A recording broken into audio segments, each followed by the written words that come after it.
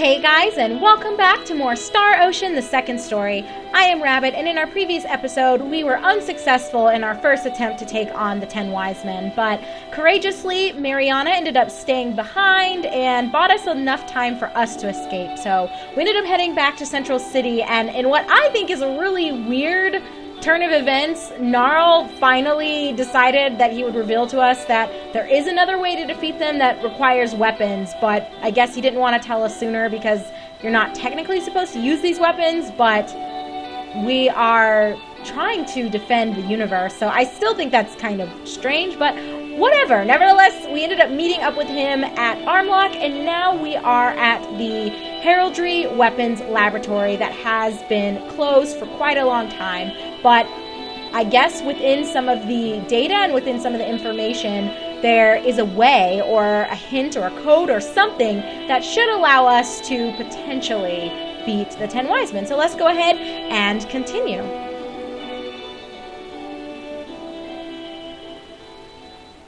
We'll see what this information is that Gnarl has to share.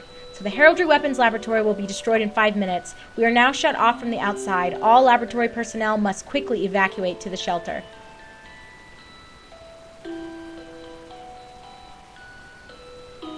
Director, you must escape to the shelter. Rena, it's no use. The shelter cannot provide protection from the energy of that runway creation. But the outside will be okay. It will be protected by the double defense of the experimental space-time shift shield and eternity field. The enormous energy of the explosion will be phase-shifted to a different space-time continuum. But we have no time. We cannot escape to the outside. I know. It is all over for us. You know that too.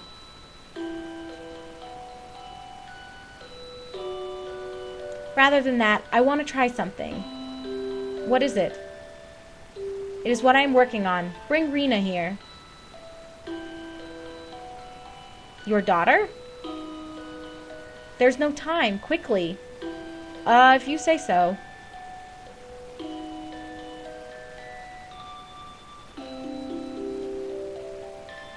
Rena.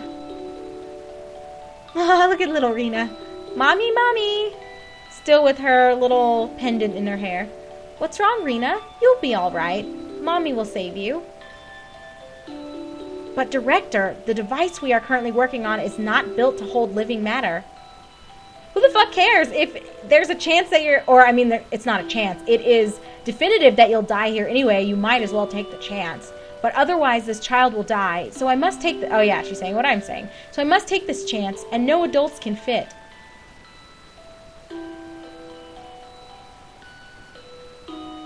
I see. That's right. Know your place. I'm so sorry. I wish I could go with you. I'm so sorry. It is a little early, but here's a birthday present from Mommy. I really wanted to give you a bigger, prettier stone. When you get bigger. Rena. Director, there's only 1 minute left. I understand. The access code for the research database is another long sequence that I'm not reading. But use it only if you must, please.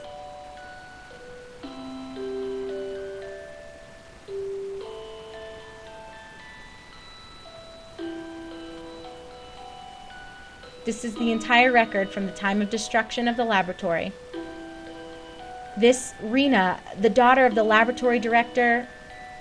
Yes, Rena, the daughter of Rena, director of the Heraldry Weapons Laboratory. She's me. I know it. Rena.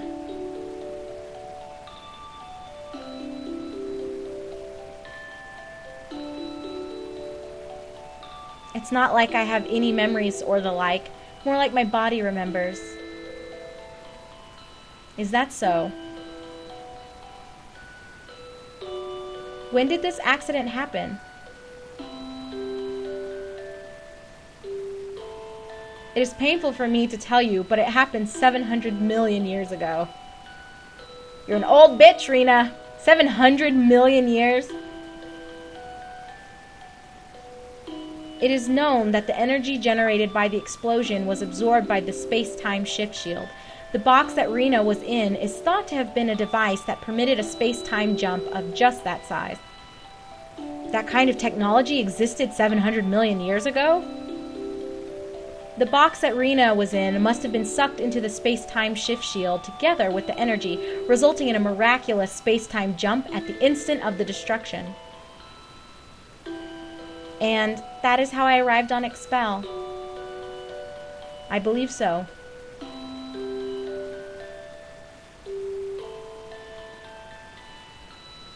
So my real mother is no longer alive. I mean, even if she had survived the explosion, that was so long ago, there's no chance she was gonna still be alive. Yes, she passed away 700 million years ago. They really were opting for the drama here. Somehow I can't understand my real feelings. I'm okay. Rena. Regardless, we now know the access code. Let's look into this.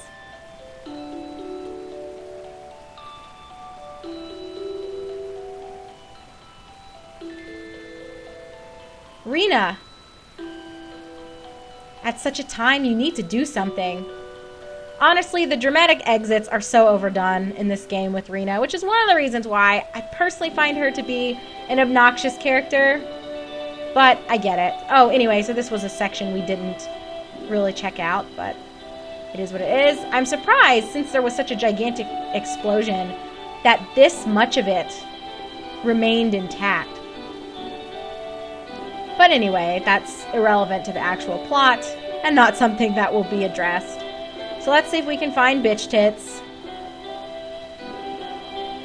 Where the fuck is she?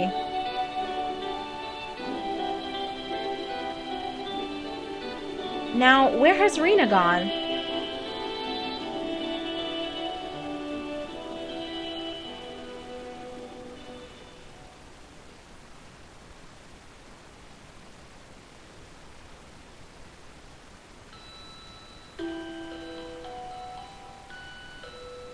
Rena? Sorry about me running out suddenly. We don't forgive you. We're sick of your shit, Rena. You're out of the party. Somehow I remember this place. I have no memories, but I somehow long for the smell of the wind and the softness of the ground.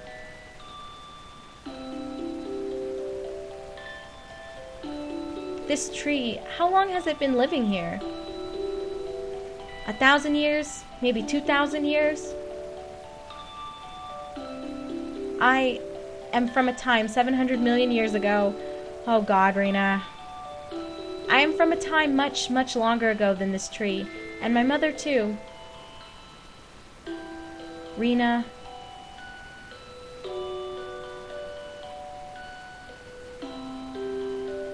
Claude, do you think my mother loved me? Like, what the fuck kind of stupid ass question is this? If she didn't love you, she wouldn't have saved you. Like, get over yourself, Rena. Claude just watched his dad die. I'm pretty sure no one gives a shit about your mom dying 700 fucking million years ago. My mother must have been working so long on her research.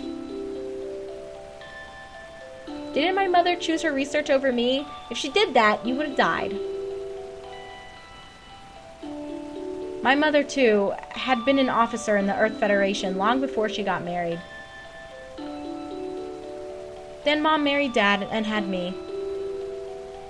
Then she immediately returned to her path as a scientist. She was an authority on heraldry science. But she never neglected me. Both me and her work were important to her. She put her heart and soul into both. She couldn't give up either one. She told me this once.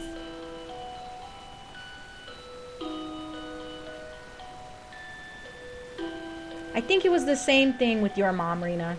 She loved both Rena and her research. That's why she couldn't give up either one. That is the path that your mother chose. Yes, I see. Don't overdo it. I too can't overdo it. When it hurts, there is no need to hold it in. We are all here for you. Claude! Perfect time for makeout scene. Absolutely perfect timing. Until everyone else shows up, but I guess they are hidden. This place, it looks somehow like the Shingo Forest.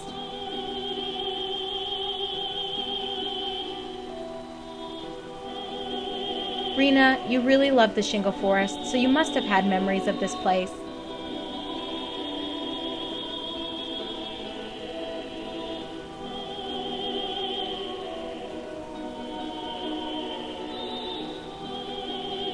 Alright, and now we're going to give him some privacy, if you know what I mean. But I love the visuals of this area. Like right here, so gorgeous, you guys. I personally think they hyped up this portion of the game a little too much. It's a little too dramatic for me. I think Rena's reaction to everything is very unbelievable and over the top. She just is a very generic and overdone character / personality type for me. So if you haven't gathered that from the start of this Let's Play, I don't care that much for Rena, honestly. She's probably my least favorite character in the entire game. Are you feeling better? Well, after that romp with you, Claude, how could I not? Yes, thank you. Claude, you too must be hurting about your dad. It's about fucking time you thought about someone other than yourself, bitch. Yes, I'm fine. I'm sure that my dad would not want me to be sad.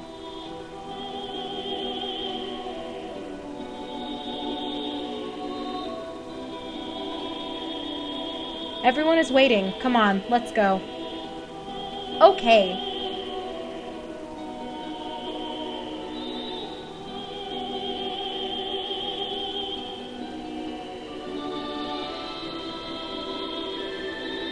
Yes, that's right.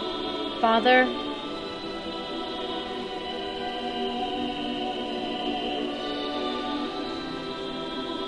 They really overdid Claude's daddy issues, too, I think, personally. But, you know, whatever. If you got this far into the game, it's probably because the overall story is pretty interesting, not necessarily because our protagonists have remained well-developed. They started off that way, but it kind of pottered off. Heraldry Weapons research is protected by security lock. Enter the access code. Beep, boop, beep. Another long sequence. Access code match complete. Please take the data chip.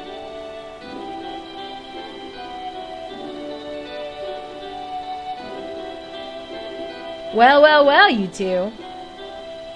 Sorry about running off suddenly like that.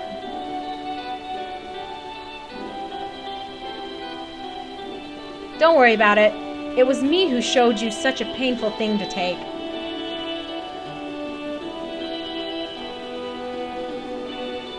It's okay.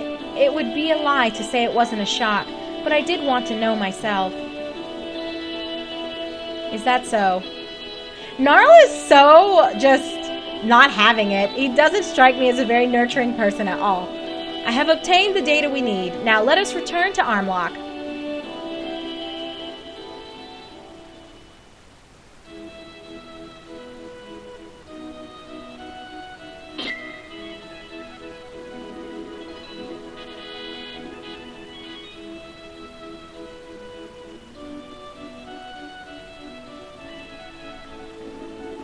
Gnarl, did that data chip have a hint for defeating the 10 wise men?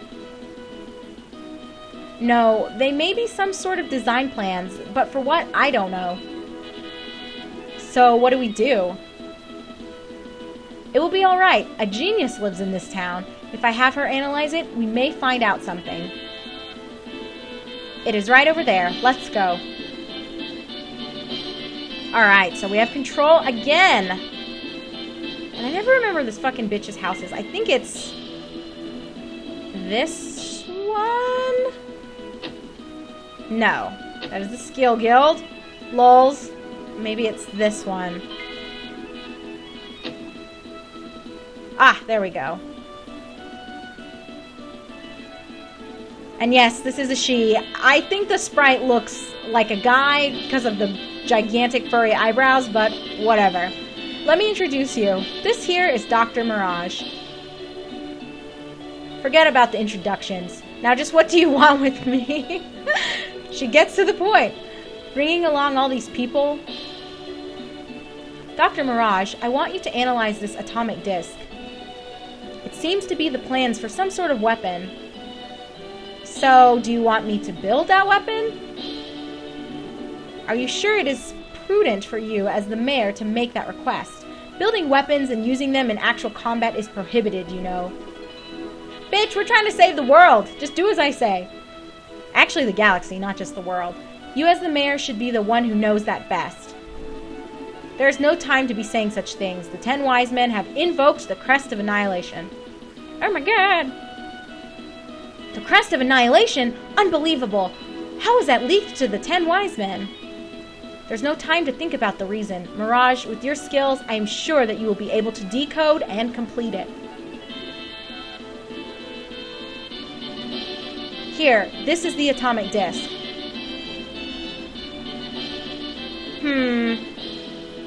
If the mayor himself is making this request, then I guess it's not illegal.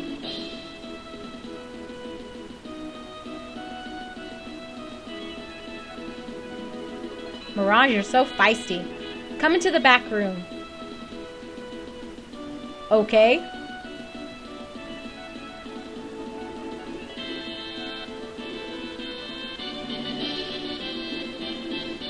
Whew, this baby's a beaut. Forget about the 10 wise men. With this weapon, you could blow away a small planet. Which one do you mean? Just look and you will see. It's up on the screen. Isn't this just an ordinary sword? Sure, in appearance it is no different than an ordinary weapon, but it's made entirely of anti-proton matter. Auntie who? But anti-protons cannot be halted in a fixed region of space. You seem to have a little knowledge, but the device recorded here makes that possible. We are lucky that the 10 wise men know nothing about the presence of the Heraldry Weapons Laboratory or the presence of these anti-proton weapons. With these weapons, we will be able to break through the defensive field developed by the 10 wise men. But we don't have enough raw material. This baby needs some antimatter spatially stabilized into LEA metal form. LEA metal? Speaking of LEA metal, there are some ore deposits transplanted from the planet Need period, but they are only present in the Mihne Cavern. Well then, let's go and get some. Hold on, young man. It's not that easy. What do you mean? Originally, the Mihne Cavern was transplanted from another planet named Bark. The beings from that planet, the Barkers, have bodies made of minerals. They seem to have been harvested regularly during the Need period. So, simply put, the Barkers themselves are made of LEA metal. The purer the LEA metal, the stronger the Barker becomes. So we have to kill Barkers in order to get LEA metal, right, darlings? And moreover, this baby needs some strikingly pure LEA metal. The baby Barkers are no good. You can't kill enough of them. You need Barkers that have grown up to here. If you're not careful, they may be tougher than the 10 wise men themselves. So where's the Mihne Cavern?